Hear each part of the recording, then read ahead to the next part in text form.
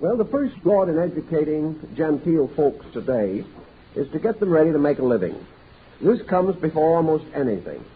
If grandmother was in college today, she would probably be either taking secretarial work, bookkeeping, she might be doing specialty in librarian work, or she might be preparing to be a school teacher. These are the types of things we are more concerned with now. Well, probably we have to be. There's no sense in denying the fact that the economic problem presses in upon gentility just as much as upon any other level of our society. But out of it all, we have lost something that I think we should reconsider. It's no longer possible to build some of these values into our education at a formal period of training, but we can build those things which have been discarded or overlooked into our mature life by intent and purpose. Now, the gentility of grandmother could be paralleled a little bit by the gentility of grandfather, for it was quite obvious that a man belonging to that period, expecting to live in a home under such conditions, must also have a certain amount of gentility of his own. So while he was in business rested rather lightly on his shoulders. He had the dignity for business, if not the aptitude. He did fairly well, and everyone was reasonably happy about the whole thing. He was able to accomplish that which was considered essential in his time, namely that all his children were enabled to have 2 years of musical education in Europe. This constituted a well-balanced life. This is the way people thought things through.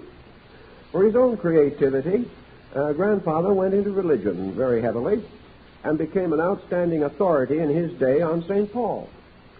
Now, at the time when he was running a fairly successful business, he was also devoting a great deal of time to the study of Greek and Latin and the efforts to interpret early biblical history, which was very close to his interest.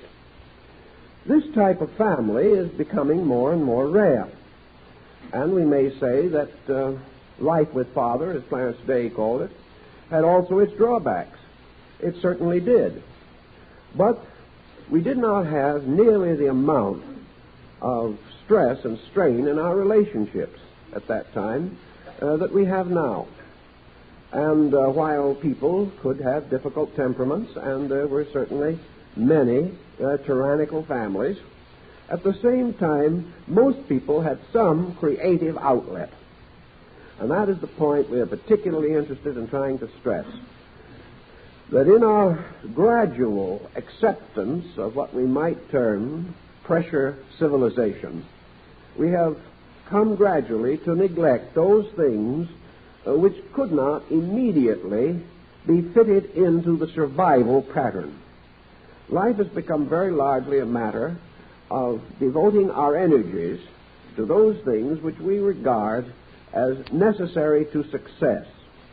And our definition of success is practically economic advancement. Thus, we become a very lonely people. And the more successful we become, the more lonely we are apt to be. Instead of success giving us an opportunity to do the things that in our hearts we want to do, success finds us with nothing in our hearts that we want to do. This takes a great deal of the edge off of success. I talked to a rather successful man not long ago, as we call it today, and he said, I have everything that I want, but there's nothing that I really want. There is nothing important standing out to justify the tremendous struggle that we have made to accumulate certain things in this world. Instead of building toward a purpose, we make the actual accumulation the purpose itself. Instead of our various labors being means to some end that we desire, the very processes become ends in themselves. And as a result, we find that the more successful we become, the less interesting we really are. Now, I don't know that too many of us are desperately concerned over trying to moderate success. I don't think that the average person is so successful that this is bothering him. But it is true that all the way along, even in the most moderate situations, there seems to be a lack of overtones, and life is largely composed of overtones. As these fade out, we begin to get more and more of the starkness with which we face daily living today. Everything is so realistic, everything is so practical and inevitable that the individual not only has very little to interest him, but almost nothing to think about. That is, anything worthwhile. In the old days, we got a great deal of creativeness out of labor. Most men particularly found their self-expression in their work. And this self-expression was perhaps humble, but very dramatic in itself. In the old days, when a man went out, got land, began to cultivate his property, he had a very big job on his hands. He was building a way of life in the wilderness. He had to make nearly everything that he needed himself. Maybe once or twice a year he sent into one of these great sales companies that sent their catalogs out, and he ordered what he needed for the year. But for the most part, he had to devise ways. He had to find ways to bring water to his land. He had to find ways to get rid of the rocks and boulders that interfered with the harvest. He had to find ways to build his own house. These were things that people did. And as a result of that, they had a certain ingenuity continually operating. The same was true in the older days of our small cottage industry. In the small town, the shoemaker was a man of ingenuity. He had all kinds of problems. He had not only to repair shoes, but to make them. He had the right, like the guild masters of Nuremberg, to take a great pride in the things that he did. The same was true in the building crafts and trades. These things represented continually individual problems. Today, these problems are largely forgotten, and more, the whole problem of maintenance is replacement. Don't fix anything, just throw it out and get another one. There is no longer any ingenuity, no effort to economize, no effort to preserve good products. As a result, almost all of the arts and trades have lost their creative value to the individual. They no longer challenge him. He is no longer challenged by the time clock. He becomes part of some large industry. Someone else does all his thinking for him. Any individuality is apt to be penalized. Even in matters of religion, we find this continual pressure of conformities. It's not very interesting even anymore to be a heterodox thinker. The individual simply finds little opportunity for the development of his own creativity, even in religion. Reading has largely disappeared from our people, except for a small group of really serious thinkers. For the rest, reading has become too difficult. It is too arduous, especially when you've never been taught how to spell. As a result of that, you turn to picture publications, because anybody can spell a picture. Now, in the old days, the picture way of reading was set forth in beautiful form in McGuffey's Reader.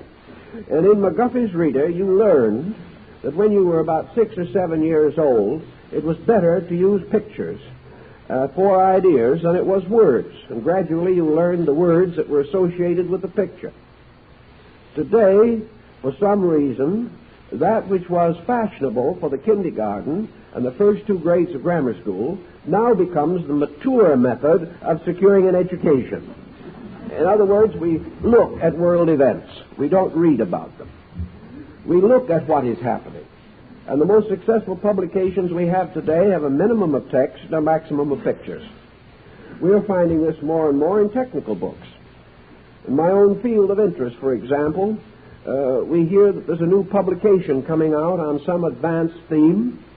Well, take, for example, symbolism, which to me is a very interesting subject. So we look the book over, and what do we find? We have 212 pages of pictures and 8 pages of text. And anything that you want isn't in the text. And the more you read it, the more you realize that you only have 8 pages of text because the author didn't know what he was talking about and was able to generalize to the extremity of his knowledge in 8 pages. This situation, again, denies us certain activity. We do not have the experience of the kind of thoughtfulness that we once found so intriguing. Many is the long winter evening with an old-fashioned kerosene lamp that the great classics of the world were read by thoughtful people. This is too much work now. We're interested in the digest version. The more digested, the better. If it is entirely digested and nothing is left, then this we will pay for, because we simply do not want the kind of work that is implied. In almost every field of our artistic expression, we've become listeners.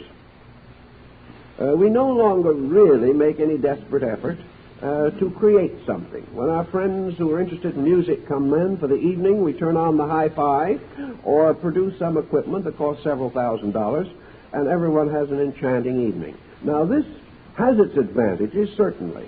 For the first time, perhaps, great music comes into the home of the average person. But with all of this, we have developed nothing but ears. We have developed no actual sense of participation. We do not create. We simply absorb that which is created by others. This lack of the personal involvement in creativity takes everything out of fact and into theory. Philosophy and religion both have emphasized from the beginning that the only way in which man can grow is by experience. Well, of course, listening is an experience. There's no question about that. But listening is a different kind of experience from participating. Listening is not the full experience or the full joy or the full satisfaction that comes to the individual who releases something from inside himself. The whole theory of philosophy is based upon release.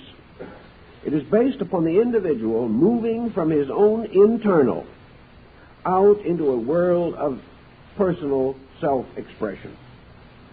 This road that leads from the internal out is a broad highway. It is a road along which many basic ideas have to travel. It is the road along which consciousness moves into manifestation. It is the road in which inner growth is made possible.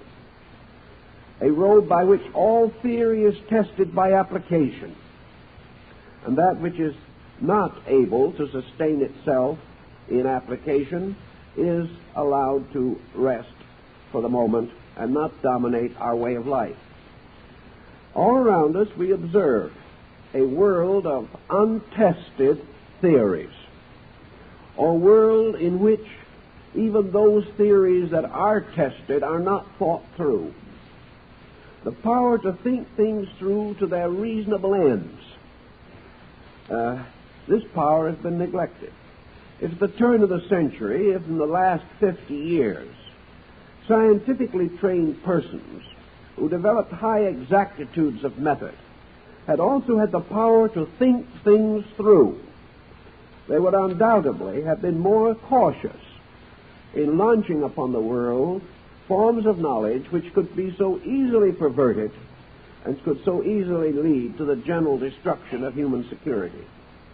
But with their minds totally upon one idea, with no perspective, with no sense of the unfolding pattern of things, these individuals went along like moles underground, working in darkness, and totally unaware that what we do must have consequences, and that we must ultimately live with these consequences.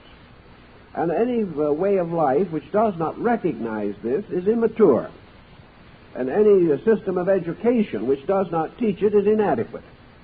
Yet we have gone on our way, and from the examples of the leaders of our way of life, the average person has been over-influenced until today we simply have lost the knack of thinking things through to their consequences and planning our own living accordingly.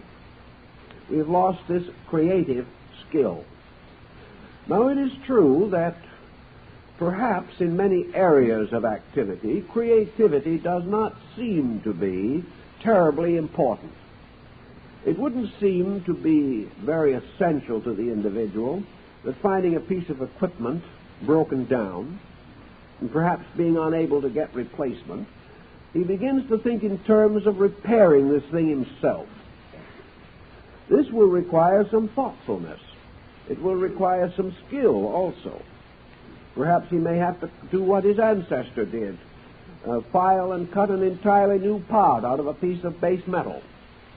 But this type of ingenuity is constantly calling upon resource. It is causing the individual to move something out from within himself. It causes him to be a little better disciplined. If he doesn't make this replacement properly, it won't fit. The haphazard, inadequate type of work which we have developed in recent years is simply part of this pattern of the person not moving adequately from his own resources. There is no doubt in the world that we are all a resourceful people, but we are neglecting this to a very sad degree. As we lose the idea, the basic concept of moving from within ourselves, our spiritual and philosophical values are also slighted. Today the world is filled with groups of people following somebody.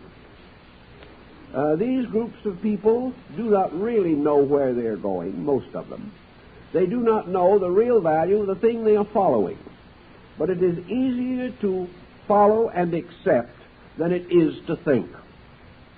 And as a result, many very unfortunate situations arise in which persons become involved in ideas which are not practical, which are not useful, and have no virtue perhaps except a little immediate glamour. But not thinking, not being able to experience through things, we are gullible. And the more gullible we are, the more we will suffer, the more we will hurt ourselves, and perhaps injure others in the same procedure. So we like to feel very definitely that creativity is important, that creativity gives us the habit of solving problems, that creativity gives us the habit of self-expression. We can say that perhaps self-expression is possible without creativity. It is. But then there is always the danger that such types of self-expression will lead to destructivity instead of creativity. The individual who has no pattern behind his action has really no way of contributing a positive value to anything. So it is not just enough to do something. This something must have meaning.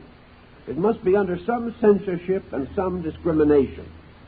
And day by day, these powers weaken in us until we become very largely victims of the pressures of conformity and thoughtlessness. So in our field of interest, certainly, the reward goes to the person who is able to do something and do it well. To do something with a philosophy of life means to discriminate. We are all surrounded by ideas, some of them good, some of them bad.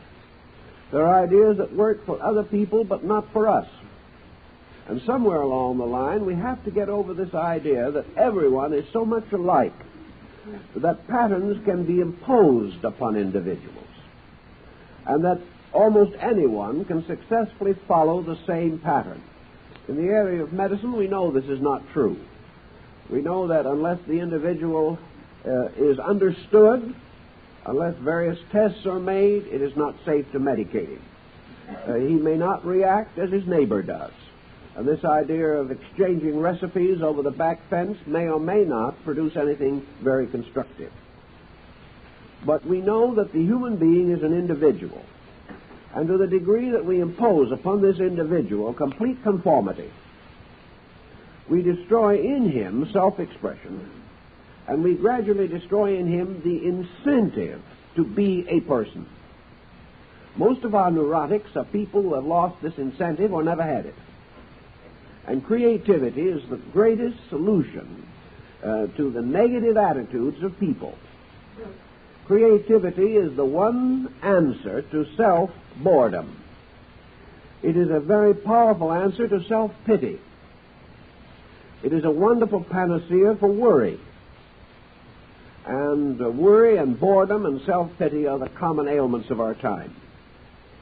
We may add to this group another, fear.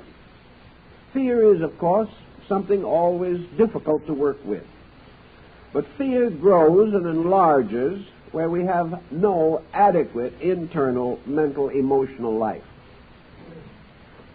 Busy people have very little time to be afraid. But you cannot be so busy doing unimportant things that you can overcome the neurotic tendencies merely by activity, unless this activity is meaningful. Meaningful activity must be that which is supported by the psychic content in ourselves. We term enjoyment the problem or the process of appreciating and gaining pleasure from what we do. According to the level of our own insight, this pleasure standard changes. We are not necessarily pleasure seekers in the same way that Aristippus was. We are not looking for pleasure merely as gratification of sensory perception or sensory appetites. But pleasure must come from some internal motion or quality by which we gain satisfaction from what we do. And this kind of pleasure encourages us to greater and greater personal activity. We look around among people, particularly those who seem to have more than their share of problems, and we find that for the most part they are persons whose personal creativity is inadequate. They may be busy people, they may be well-intentioned people, but they have never made a conscious link with their own subjective life.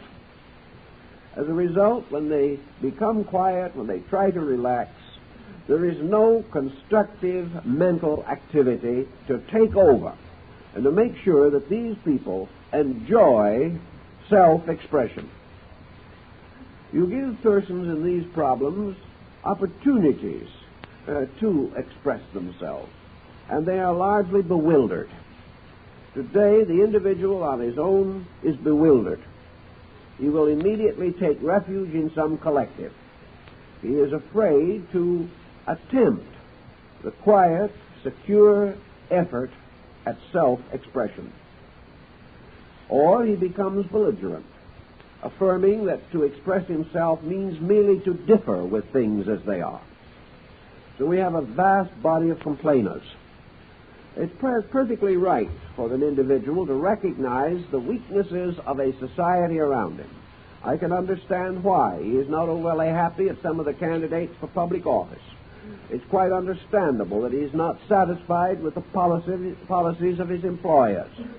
It's also quite true that he may be dissatisfied with the education and religion of his time. That there are real reasons for dissatisfaction, we know. But dissatisfaction, per se, is no solution to a problem. There are reasons why we should be dissatisfied, but there are even greater and more pressing reasons why we should use our observation to lead to some constructive action of our own. It's quite true that our dissatisfaction, unless it becomes a mass movement, may have very little political significance. But it is also true that dissatisfaction must lead us to a constructive effort to correct in our own lives that with which we are dissatisfied. There's simply no use of complaining. Complaining as such is now regarded more or less as a status symbol. If we are dissatisfied, we are intellectuals, because it is essential that all intellectual people be thinkers. And the first and only formula for thinking that we know at the moment is, gentlemen, I disagree. This is a sign that we really have done some heavy work. Actually, it doesn't mean anything. Dissatisfaction, however, brings a certain social, psychic contact. We immediately move into a group with similar dissatisfactions and incorporate. Then we have an opportunity to spend a certain number of hours, daily or weekly or monthly, from that time on, dissatisfying with other people. We can go on and on and on with this procedure, but we haven't accomplished anything. the moment the individual observes that something is wrong, the question is, to what degree is he cooperating with this thing that is wrong? To what degree is he under the same hypnosis? To what degree is he using complaint as an evasion in the place of action? In our matters of complaining, presuming that we have legitimate complaint, presuming, for example, that we disagree with a certain legislation, we assume at the moment that our big answer is to vote against it. But what have we in the form of self-creative solution to this problem? It may be that we will never have an opportunity to apply any solution that we may have. But an individual complaining should always have a constructive answer in his own consciousness for that against which he complains. A complaint should be a stimulation to intellectual effort and not merely a continual, habitual dissatisfaction. If an individual says, I think this is wrong, we have a right to ask him, then what do you think is right? And we should get a straight answer. And that's where we never get it. Very often we will get an answer, probably which arises in a moment of desperation. It was never thought of until we asked the question. But then, in order to defend self against the humiliating fact of being required to say, I don't know, we begin to come up with something. And very often the solution we have is worse than the problem we attack. Actually, our own solution, if applied to the problem, would be meaningless. Consequently, we haven't thought it through. And this is one of the great matters of existence. Why do we live here? Why have we been taken out of some, at least theologically defined, paradisical abode, which we were cast out of because of an unhappy addiction to apples? In this situation, why are we here? Are we really here to be dissatisfied? Are we here to be complacent? Are we here to ignore the whole problem and make a few dollars? If there is any reason to be here, it would seem to me that we are here to learn something. We do not learn by accepting or rejecting. We do not learn by ignoring. We do not learn by collapsing in a sense of total helplessness. If there's something here that we need to know, the only way to find out is to use the powers that we have to reason through a situation and find the answer. Now, occasionally we do this, but not as often as we should. And we divide the problem of answer into two very broad areas. Cross-sections by polling of the American people and reports based upon letters which are received for the White House and other centers of government would indicate that from the people have come and are still flowing many important ideas. It may not be entirely fair to say that all of these ideas are ignored. It is also perhaps not quite fair to say that all of these ideas, coming from persons unacquainted usually with the specifics of the problem, can be immediately applied. But there has been an observable fact, namely that thousands of people have had good ideas about how things could be improved. They are, however, a very small minority of the population. But this fact does stand out, that where the person is perhaps only indirectly involved, where the consequences of a policy will not be felt on his own skin, the person does have better ideas. He is less personal. He has no immediate benefit to himself to consider. He is not going to be instantly involved in an argument over his idea. So he writes it in or telegraphs it in, and because it comes from a certain impersonality within himself, it is often very constructive.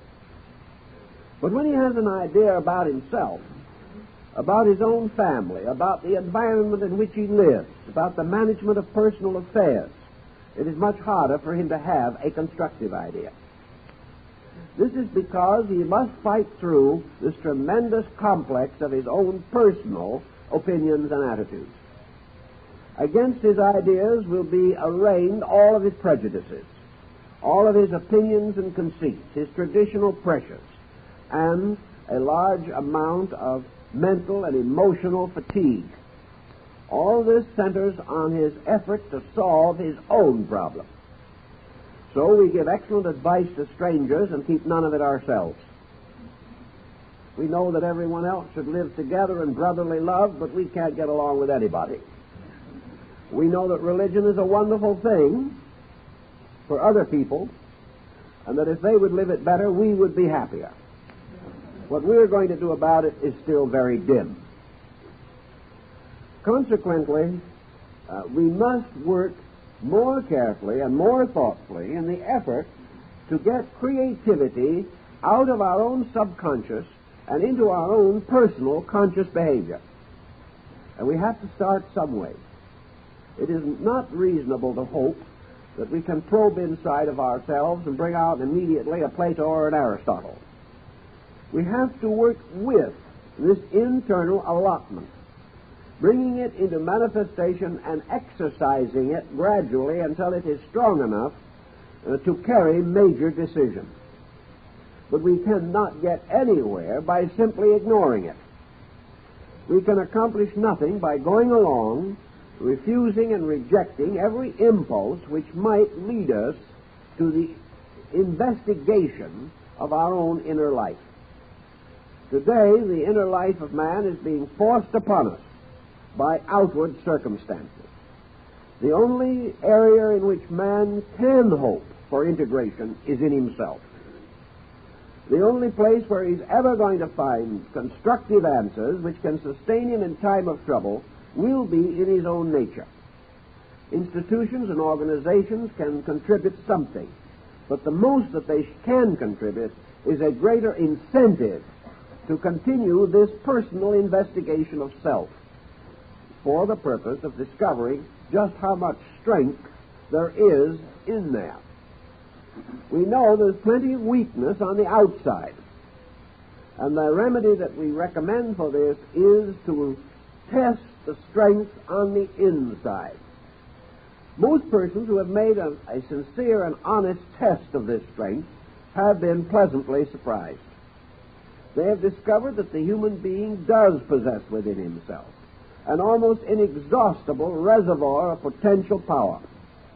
The individual is capable of solving his own problem. He is able to solve it in the only way that justice can be found in nature. If the solution to all human problems rested with collectives or rested with isolated individuals in places of authority, there could be no honesty in the universe. There could be no justice if an individual's personal destiny is not in some way immediately under his own control. If he is the victim of others, if he is the victim of the generation in which he lives, if he is the victim of the collective fear of his time, then there can be no essential merit system in space. It would appear that we are in this world, as many of the great philosophers have pointed out, to gradually discover that the world around us is merely an agent to stimulate in us the consideration of the world within us. That the world around us only controls us to the degree that we do not control ourselves. If we wish to drift, the world is a large area of potential drifting. If we wish to trust our courses entirely to the currents of existence, we will be battered around like a ship without a rudder.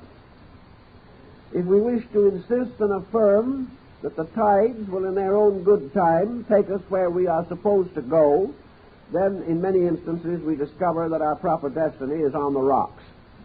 This we cannot permit to dominate our thinking.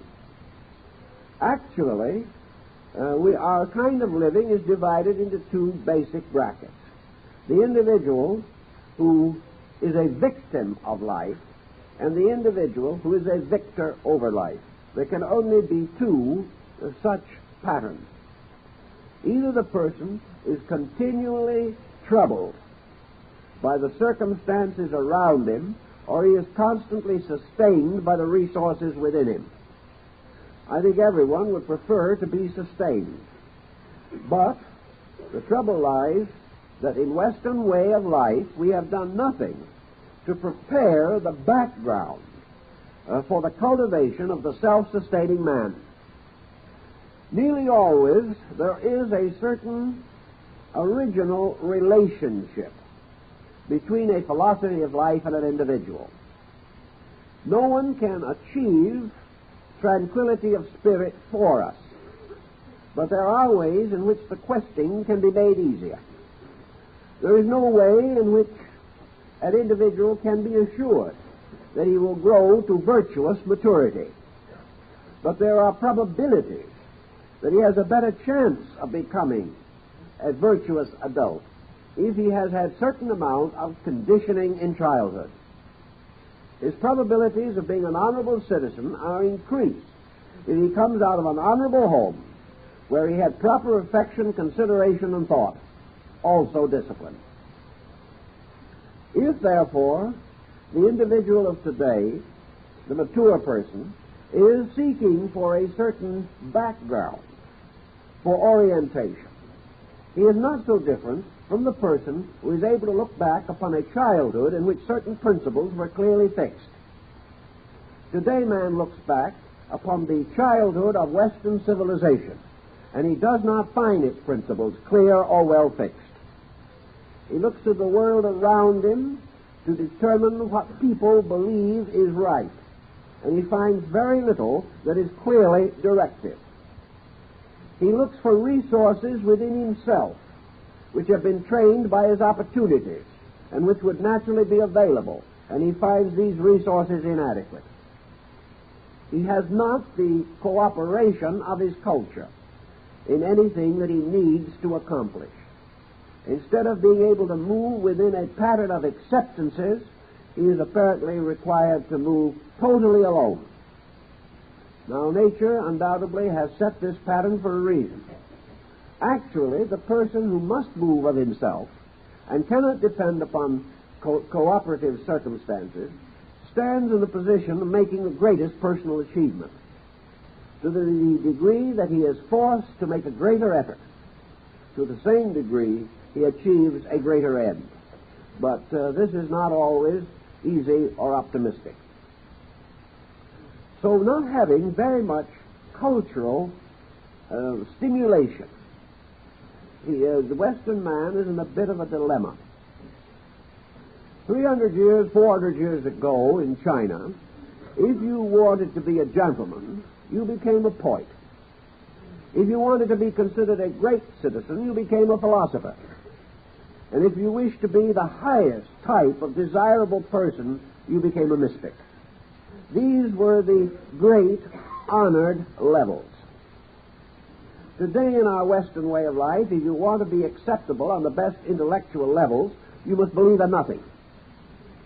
Now, of course, this should apparently lead to vast acceptability, but it doesn't even do that. Even on the proper basis of our way of life, we are not accepted for our unbelief any more than we would be for our believing. The reason why is there is no standard. There is nothing that is regarded as admirable. The only standard is a standard of success on a material level. And this standard is too brittle, too immature, to have any very constructive suggestions to make relating to the personal culture of the individual. Therefore, we do not have the cultural pattern which might cause our young people to say, that I would like to be a really fine person, and that means that I have to be a thoughtful, constructive, idealistic citizen. This is not the incentive pattern under which we live. Lacking this incentive pattern, therefore, we are not only left without the incentive, but we are also left without the pattern. We are left with the average person unable to determine for himself what he should do. He cannot find enough evidence in contemporary situations as to how he can live a constructive, successful life. We still do have available to us the great religious systems of the past and the great idealistic philosophical systems. But the average person today is not equipped to make the transposition of time that is necessary. We are unable to take a religion like Christianity and simply apply it wholeheartedly to the 20th century. We are unable to break through medieval tradition, and we try to impose it upon the modern world.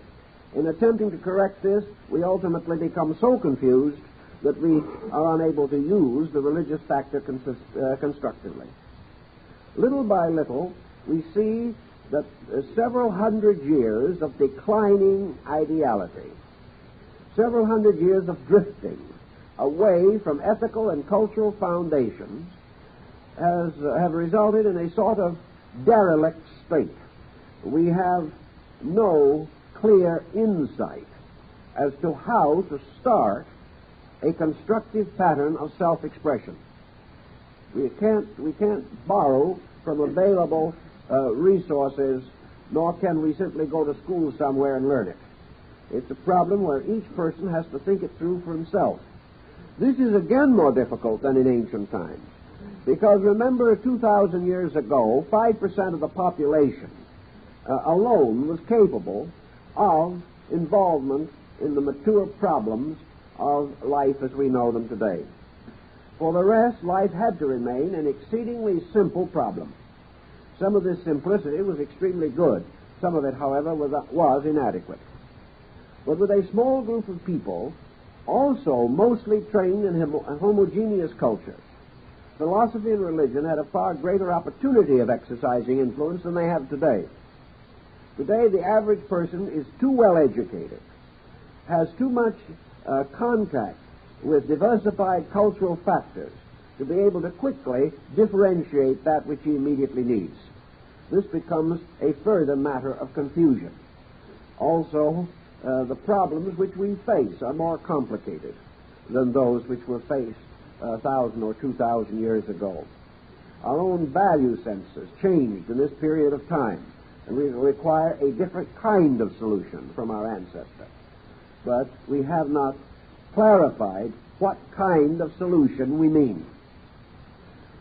So assuming that we have reached the age in which solution becomes necessary, and we cannot immediately turn to any available source for this solution, we have to begin to work through various plans and devices of our own in an effort to discover that which will most rapidly advance our own maturity, will most rapidly assist us to overcome the negative factors of our own temperaments and bring our own personality onto an even keel.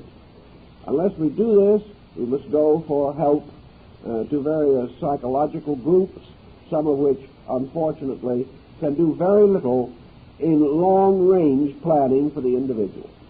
They may be able to get him over an immediate crisis, but he will fall into another almost immediately because he has no remedy against crisis in himself. And it is this basic remedy that we most deeply require. Now, in this emergency, we are beginning to look everywhere. We are looking in many places where 50 years ago we would not have turned a glance. And we are reminded also that both Spengler and Toynbee, two of our great historical philosophers, have come to the conclusion that we are moving into a curious philosophic era, an era in which necessity is bringing or forcing a philosophy upon us. And while neither of these men wished to come right out and say what this philosophy would be, because for both of them the historical factor was difficult. We can't pick a philosophy of long ago and simply drop it on ourselves here. We have to take philosophic principles and reapply them, but preserve the values. And both of these men were of the opinion that ultimately Western man would drift more and more into a strongly Asiatic philosophical point of view. The only reason for this probably is that Asia has remained as the only area in which philosophic principles have continued to be alive, and where the religious principles which most involve man are not archaic. Our religion must be approached historically.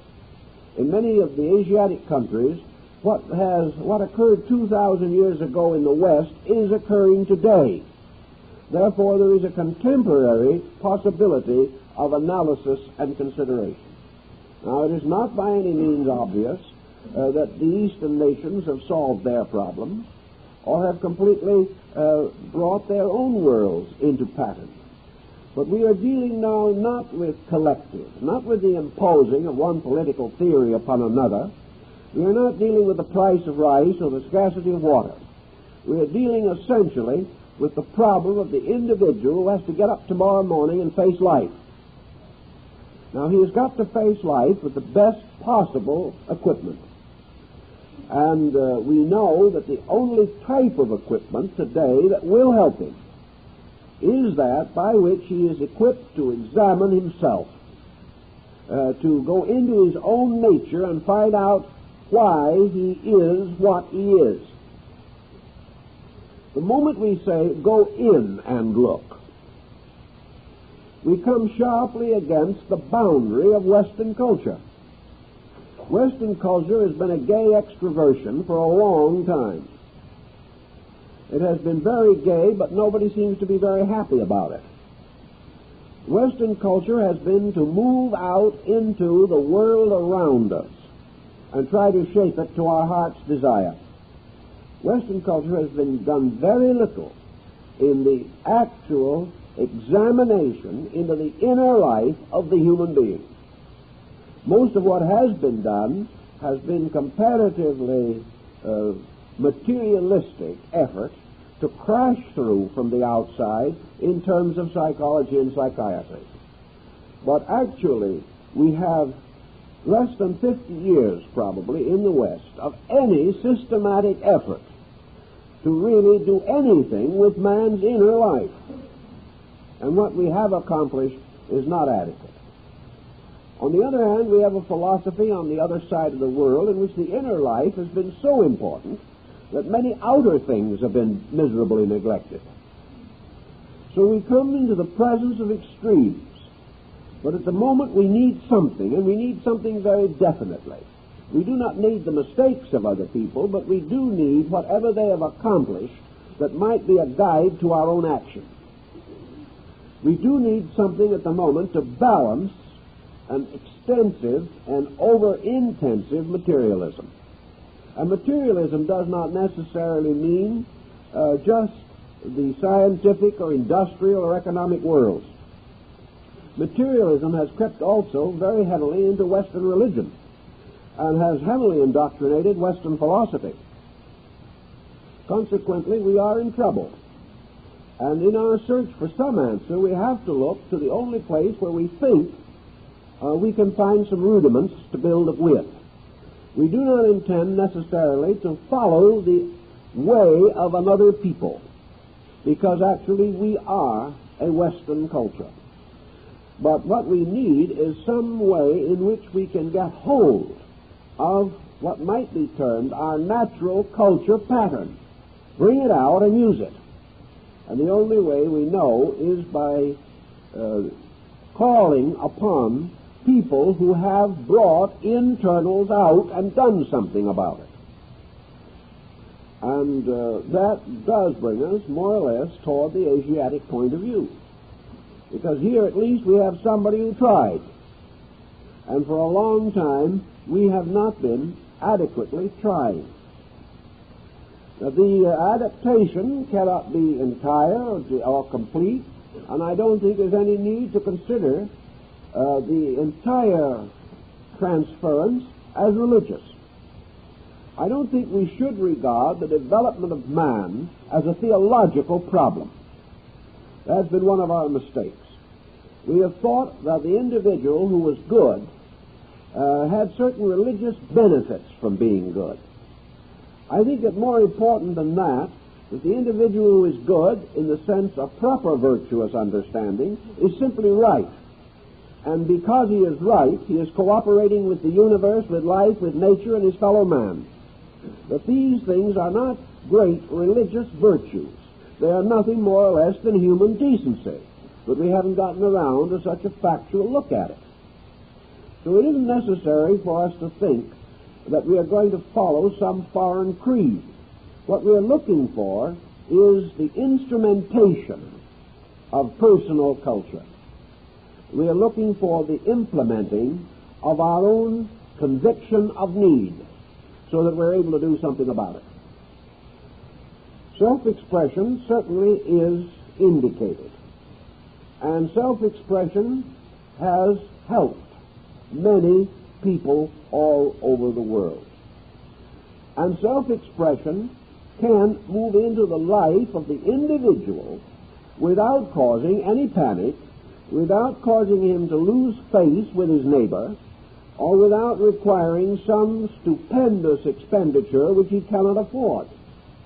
Self-expression is perfectly possible to the individual in any bracket of income.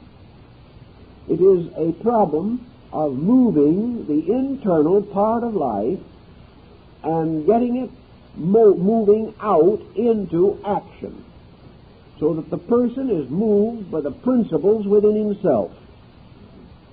And a lot of people who try this, however, get into another dilemma. They are unable to estimate what is moving or why they are being pressured in a certain way.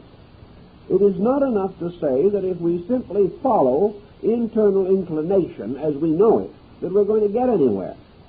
Because too many people today have a powerful internal inclination to be unpleasant.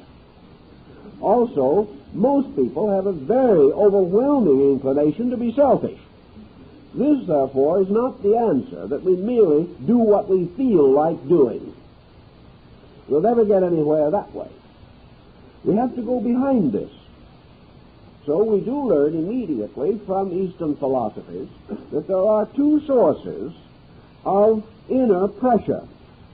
The most common and available source is just plain selfishness. The deeper and more important source is the universal law complex within ourselves, in which there is at the source and root of ourselves an archetypal pattern through the acceptance and application of which we are true to the plan for ourselves. So we have to try to figure out how to get at the real one, how to substitute universal purpose for self-purpose, how we can achieve obedience to the universe rather than obedience to our own selfishness. To accomplish this, there has to be a certain amount of effort. But if there is no effort, naturally, all reward is less. That which is most difficult or most rare is most highly valued.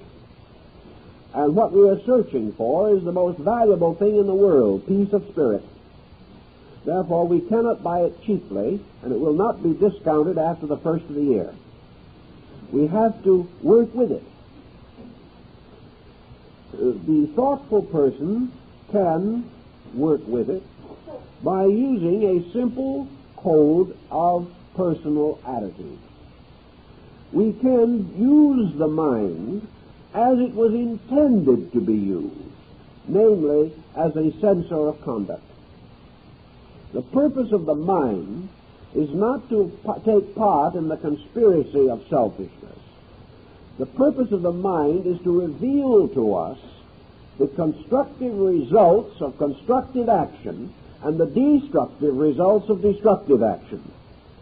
The mind makes available to us the facts about the consequences of what we do.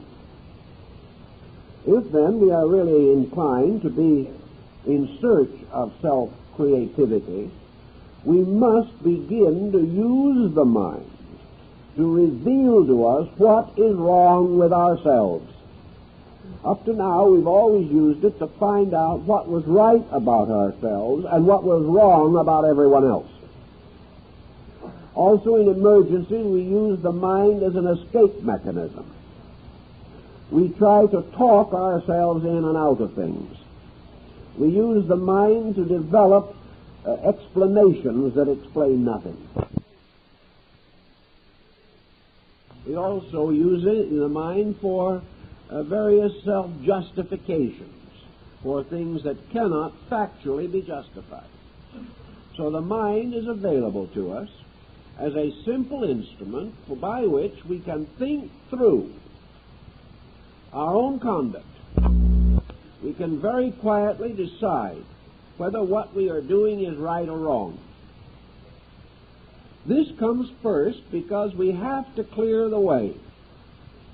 The road that leads in to the sanctuary in our own hearts has been so neglected that it is practically impassable.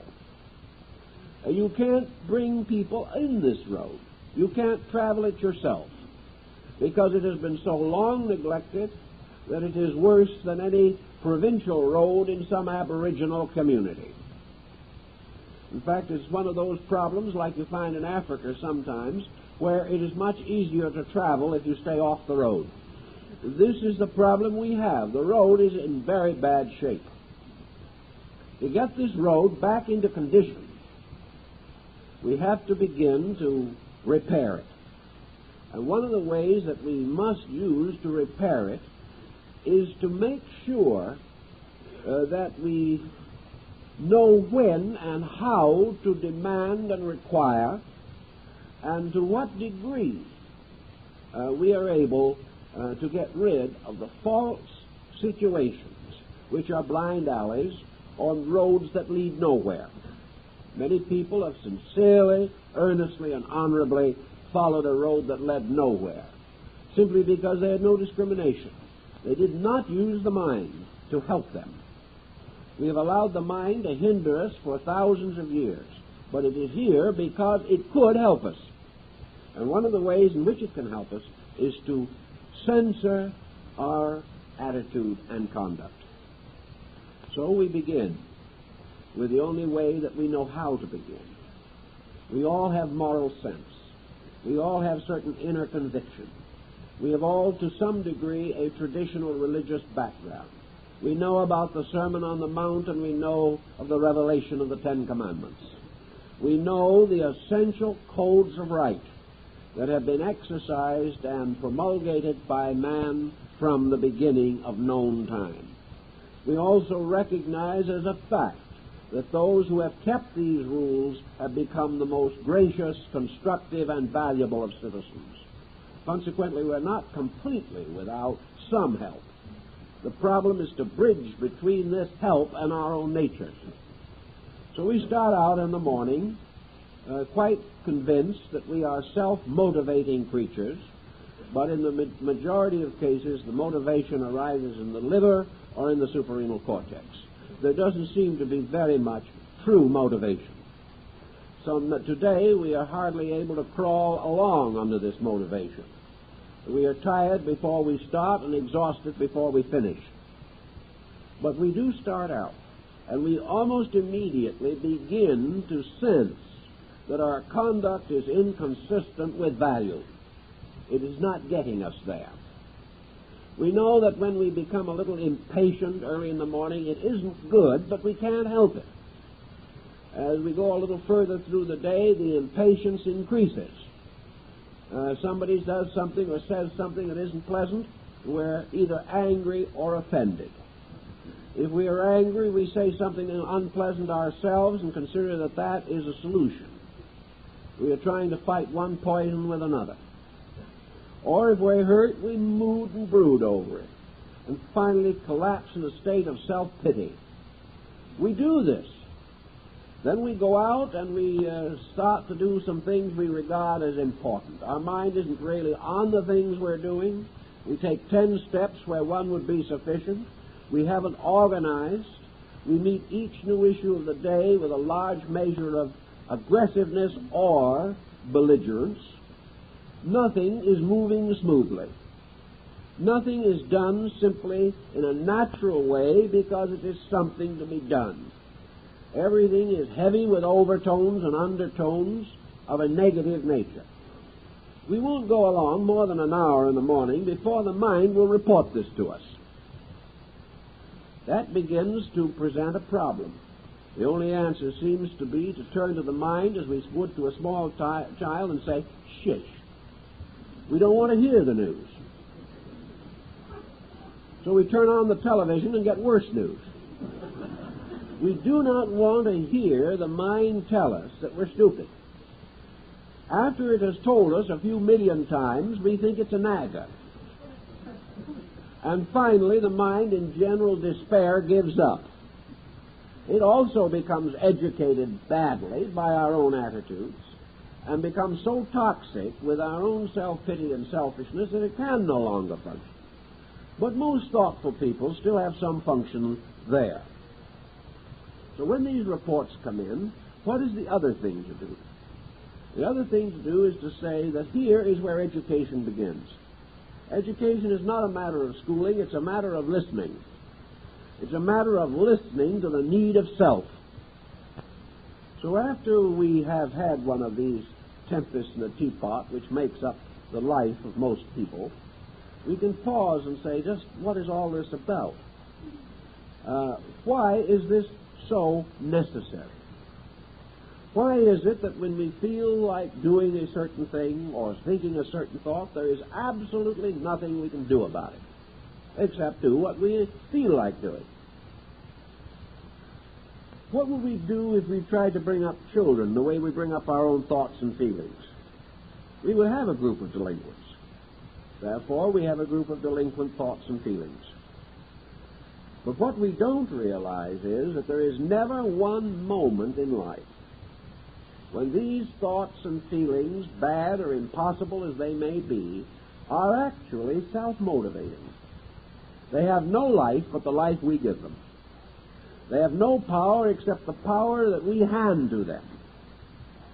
If we get a mind or an emotional nature that starts and rants and raves until it finally takes over our lives, we are suffering from an internal case of dictatorship, and some emotion or some attitude has become our private Castro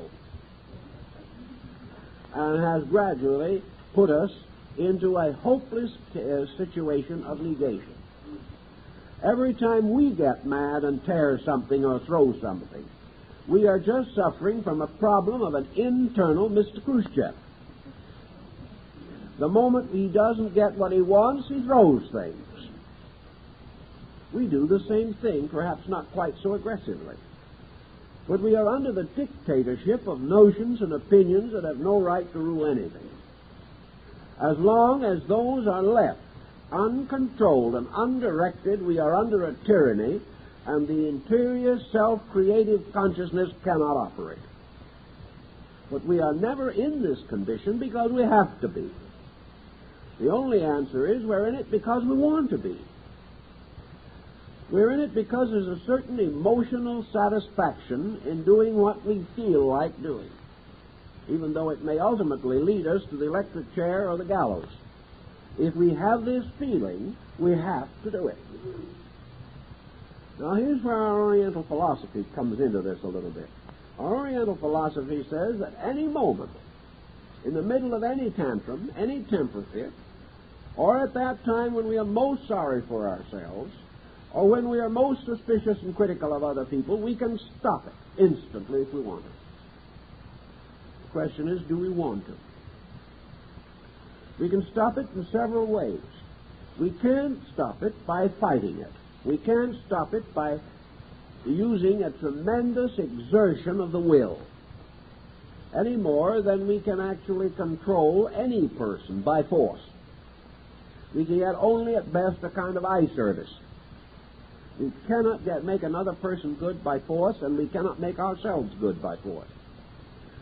Therefore, the problem is that wherever a situation is out of hand, we are energizing the wrong value. Just take the energy away from it. Instead of kicking the machine, turn off the plug at the wall. That's the end of that program. I've heard people sit in front of television and complain for hours, shouting, groaning, and howling because the program was terrible. But not one of them thought to get up and turn it off. Because when you're in a problem and to suffer, there's a certain satisfaction in suffering vastly and continuously. When we feel that we have a cause of complaint, the more complaining we can do, the better we feel about it. And we have wasted the life that we should be using to grow with. So wherever in our own inner life problems arise, there is no need or no real solution in trying to kick them around. The answer lies in turning off the energy, because all of these things exist only because our own vitality sustains them. The moment we refuse to sustain them, they evaporate. They cannot survive without the energy that we give them by mental and emotional acceptance. Now, how do we turn off energy? Actually, it is a simple, direct motion, and man today has very little experience in simple, direct anything. Everything must be complicated. One of the simplest ways to prevent a situation from continuing to go out of hand is simply to place in the spot where it was something else. If instead of continuing to energize something we don't believe in, we turn and start to do something we do believe in, we immediately reduce the energy allotment to the negative thing. The moment we do something that is constructive, we use the energy which we are now allowing to tyrannize ourselves.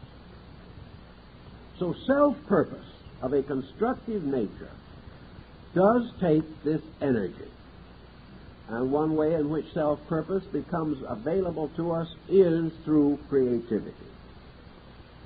Self-purpose means that the contented individual is using his energy for some constructive purpose. Now, this constructive purpose may not be vast or particularly tangible to other people. The old farmer sitting with his chair backed up against the porch, quietly whittling a stick, was doing something that he wanted to do.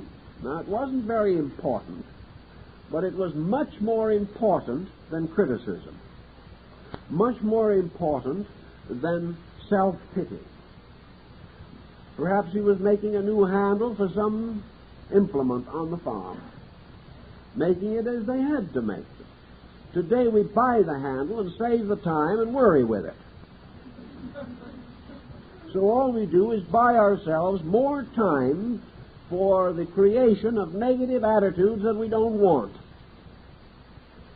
But wherever a negative thing comes along, there is the possibility of the substitution, quiet substitution, of a constructive activity.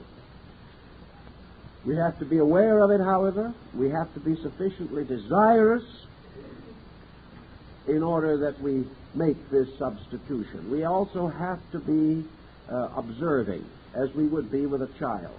We have to know that when the time is right to make suggestions to self, and we have to make the suggestion clearly and follow it up. It cannot be a generality that sometime we'll do better. It has to be an immediate, concrete thing at the time when the need arises. In a very short time, this autocorrectivism, which we set up as a conscious process rather than as a subconscious one, also gains habitual authority. We can have good habits just as we can have bad ones. And if we will discipline ourselves for 6 months against our own negations, we will at the end of that time have an automatic self-discipline which will carry us through most of the minor emergencies and will only cause us to be consciously watchful in some major situation. We can also discover and observe the causes of these things. We can gradually try to correct causes. If certain situations that are unpleasant to us are constantly revived by a certain condition, we can go to work also on the condition itself, trying to put it in order so that it will no longer cause trouble. But merely to correct condition, as far as I've been able to observe, has never corrected the tendency to negative habits. The moment one cause is removed, the mind turns and grasps on something else and makes a new cause. So it cannot be merely the removal of the problem. It is not only that, but it is also the redirecting of our own energy.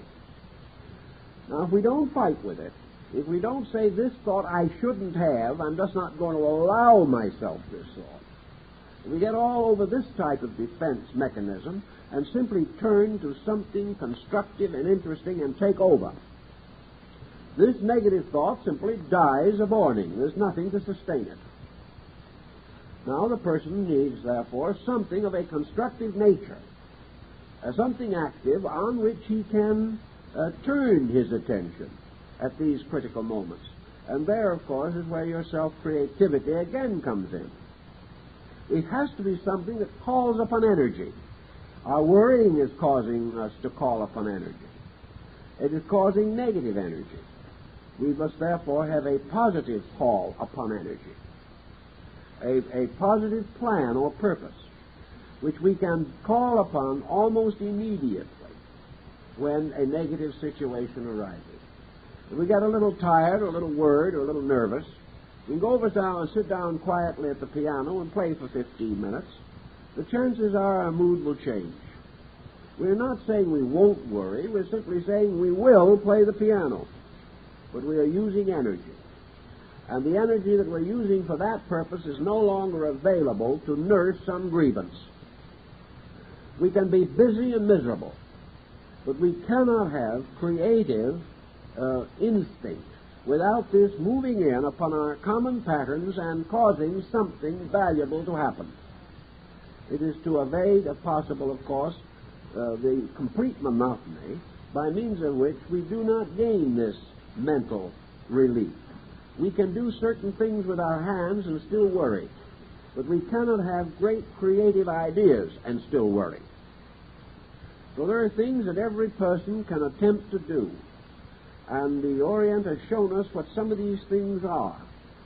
One thing, of course, if it is possible, is the garden, where we can build a little world, a world of beauty that challenges us and which causes us perhaps to read about it, study it, maybe take lessons, and finally to apply what we have learned to the ordering of our own life.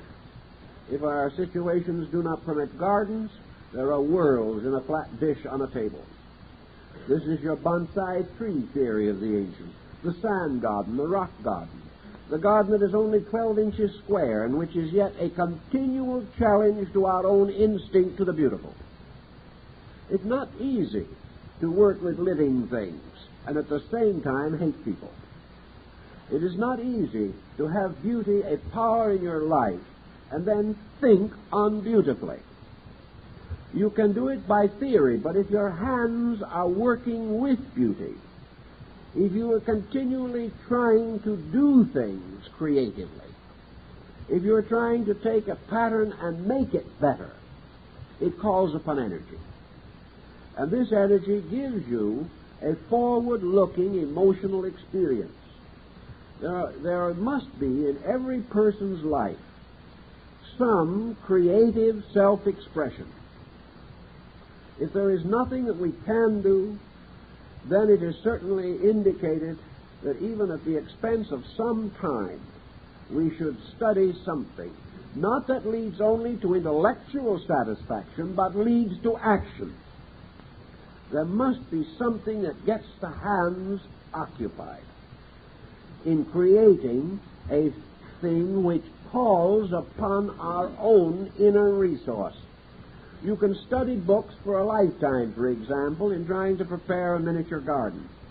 I'm now thinking of one of the little table gardens. You can read all the books and take all the courses. And then you bring in a handful of little twigs and stones and some sand and a rock or two and perhaps a little porcelain figure and some blossoms. And you will never find in any book just what you have to do with these things you have brought in and laid on the table alongside of you. You can copy as best you can, but your little twigs are not the same shape. You have to do something yourself. You have to satisfy your own taste. You put these things together, you think they're marvelous, you take a little separate look about 5 feet, and you say, how could I have ever done anything as badly as that? And you rush back and try and do it again. You may wear out 2 or 3 bones and half the rocks before you get anything that you can honestly say satisfies your own soul. But when you do, something has happened. You have had a small mystical experience. The beauty in you, the truth in you has had a chance to come out and do something. And in the process of this alchemy, all of the particular problems of the moment have disappeared for a little while at least. And if we took all the time we negatively waste in worry, fear, doubt, self-pity, and things of that nature, and put this time into a lump somewhere, it would provide us with the opportunity, time-wise, of becoming masters of almost anything. But you are now trying to make something happen. You are trying to create. You may be trying to create a beautiful poem. You may be trying to create a marvelous picture. You may be trying to create a design on a loom. You are trying to create a new pattern. Wherever you are creating, you are releasing. And the thing you have created becomes the judge of your own release. You look at it, and it isn't what you thought it was going to be. It is not nearly as beautiful as your idea. So you keep on working with it. You keep on releasing beauty until finally you produce something which may not be perfect, but you will say, this I can endure. This indicates I've accomplished something. So life becomes a release of creativity. You will find, of course, that once the door is open, along this gateway or roadway of creativity comes quite a troop of different values. This open door to creativity also becomes more and more a way to the inner life of yourself. You have opened the road. You have repaired it. Perhaps the thing that comes across it first is merely a sense of order, or proportion, or value, or color. But gradually, through this road that you have built, the whole inner life will move into manifestation. Because you have made the expression of your own consciousness important to you. And it is this expression of self-consciousness that must be understood. Now you can see that the production of something protects us against the wrong level of consciousness coming through. You cannot create a beautiful picture or a beautiful plant by calling upon your own negative opinionism. You cannot say, in looking at some charming thing that you have produced, you cannot say, my selfishness did this. You cannot say that this beautiful flower arrangement exists because you don't like someone, or that you're critical of people, or that you are sorry for yourself. This arrangement came as a result of something much deeper than that. And if it did by any chance become over-influenced by some negative phase of your personality, the design will be wrong. And your own eyes will tell you that it is wrong. And your own nature will reject it because it is wrong. And you will quietly create your own censorship. And you will learn the same in many fields of creative expression. And once this creativity is moved away from selfishness into the pure expression of its own nature, you will find it available in religion. You will find it available in moral thinking. You will find it assisting you in your physical responsibilities, helping you to recognize the problems of the time and how to face them. But you have to get the road open. And the only way we know of releasing the internal is releasing it into action. We cannot release it merely into thought, because the fact that it moves into action causes it to do things. The moment it does something, we know whether it is true or not. If it never comes into action, what we thought was a beautiful idea might only be a concealed form of our own selfishness. But when it moves into action, it either produces good action or not good action. Instantly we know whether the force itself is good or not good. This is why it has to move into activity. And throughout all of our ways of life, self-creative activity has been important. It is still important in the cottage industries of India. It is still important in folk art, upon which all fine art developed. It is important in the dance and the rhythm of primitive people. They are expressing.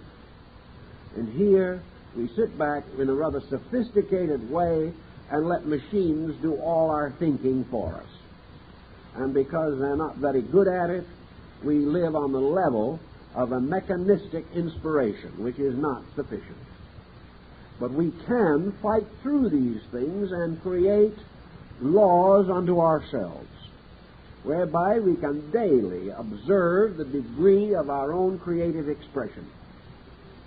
And because we try everything, we weigh all things and cling to that which is good. And for man, the weighing is the using. And by using, we discover whether we were right or not. We give some advice to somebody. He follows it, and he's worse off than he was before. But we've moved away from the picture, and we don't feel any responsibility. We justify ourselves on the grounds that he probably didn't follow the advice correctly, or he should have worked, and we don't even stop giving the same advice to someone else. But if we give this advice to ourselves and it hurts, we're going to stop. We're going to find some other answer. So on our own skin, we have to test all things. And that which produces for us a newer, better, richer way of life, richer in real value, that is the way that we will ultimately cultivate. And our creativity gives us the power to break through this superficial personality and release architectural, archetypal force. And if we do release it in an archetypal experience of creative expression, we have the great design. We have the wonderful fabrics of India and Persia. We have the wonderful ceramics of China and Korea. We have the glorious lacquers and carved ivories of Japan. We have these things because in those days the simplest problem was one of creative expression. If we ever want to solve our problem, we've got to get this personal creative expression back into ourselves, so that everything we do is meaningful. And even when we buy meaning, not just objects. We have become more careful, more thoughtful, more discriminating. And out of this comes a better life for all of us. Time is up. Time is up.